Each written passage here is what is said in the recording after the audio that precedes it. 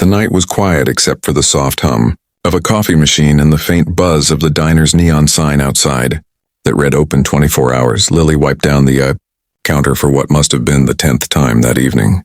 She was tired, her feet ached, and the tips were pitiful, but she never complained. Life had taught her early that kindness was the one thing that cost nothing and still changed everything. It was past midnight when the door creaked open, letting in a cold gust and a frail old man with trembling hands. His coat was too thin for the weather, his face sunken and his eyes tired yet gentle. He hesitated at the door as if unsure he was welcome. Lily immediately smiled. "Come on in, sir. Sit anywhere you like. I'll get you something warm." The old man shuffled to the corner booth, his steps uneven. I don't have much money," he said softly. Lily's heart twisted. "Don't worry about that," she replied with a warm grin. "My treat tonight." She poured him a cup of hot soup and slid a sandwich onto the plate. He stared at it for a long moment, his eyes watering as if he hadn't eaten a real meal in days. "Thank you, young lady," he whispered. "It's been a while since someone's been this kind." They talked a little as he ate. His name was Harold Grant, once a proud man, now homeless. His family, he said, had grown too busy for him after his wife's death. "My son runs some big company now. Says he doesn't have time for old memories," Harold murmured, his spoon clinking softly against the bowl. Lily felt her throat tighten. She knew what it was like to be forgotten. She had grown up in foster care, never really belonging anywhere. "You're not alone anymore, Harold," she said quietly. "You can come by any time." Over the next few weeks, Harold became a regular. Lily always made sure he had something warm to eat, and soon the two developed a gentle bond, like family filling the spaces where family had failed. When winter grew harsh and Harold fell ill, Lily couldn't bear the thought of him sleeping on the street. She invited him to stay in her small, worn-down apartment above the diner. At first, he refused, ashamed. But Lily insisted. "You took care of people your whole life," she said. "Let someone take care of you for a change." And so he stayed. Days turned into months, months into years. Lily became like the daughter Harold never had. He told her stories about his late wife, the house he built with his own hands, and the company he'd started before retiring. He spoke with regret about how success had changed his son, how wealth had built walls where love once lived. Lily didn't judge. She just listened. 10 years passed. Lily was no longer just a waitress. She had opened her own small cafe, Harold's Diner, a cozy place filled with the warmth of laughter and the smell of fresh coffee. Harold sat by the window every morning, smiling proudly as customers greeted him. He was old now, slower, but his eyes still twinkled whenever he saw Lily bustling around. One day, Harold fell asleep in his favorite chair and never woke up. He left peacefully with a smile on his face and a note on the table that read, "You gave me more family than my own blood ever did. Thank you for loving an old man no one else wanted." Lily wept for days. She buried him beside a tree near the cafe garden, where she planted white lilies in his memory.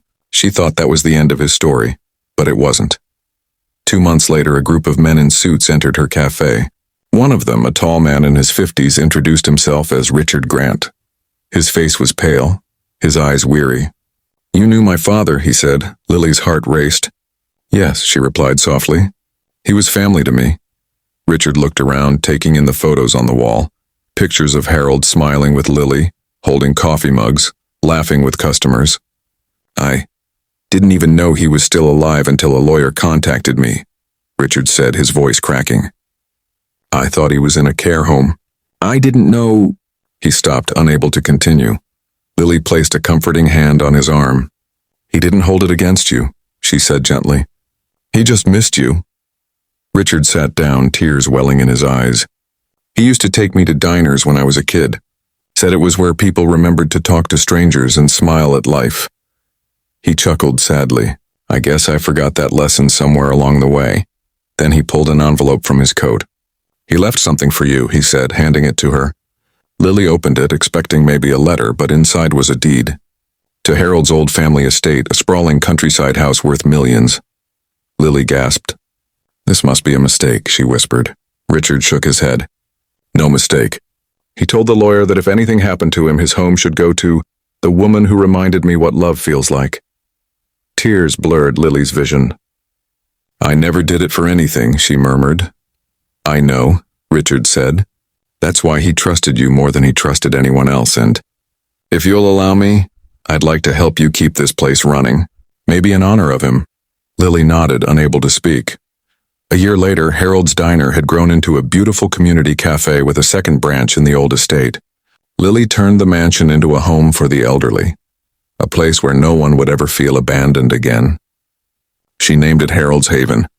On opening day, Richard stood beside her, tears glistening in his eyes as he cut the ribbon. "My father would be proud," he said quietly. Lily smiled, looking up at the blue sky. "He's here," she whispered. "He always will be." The crowd applauded as a gentle breeze passed through the garden, rustling the white lilies by the fence. And in that moment, Lily realized that the truest form of wealth wasn't counted in dollars or mansions. It was in the hearts we touch, the lives we change, and the love we give without expecting anything back. Harold had left her more than property. He had left her a purpose. Years later, when the cafe chain had spread across several states, each one carrying Harold's name, Lily would still visit that same tree where he rested. She'd sit beneath it with a cup of coffee, whispering stories of the people she'd helped, the lives she'd seen healed, and the countless souls who'd found a second chance at Harold's Haven.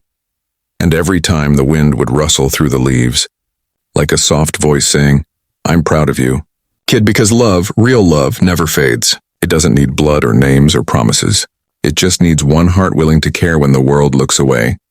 And that's what Lily did. She cared, and in doing so, she turned an old man's forgotten life into a legacy that would never die.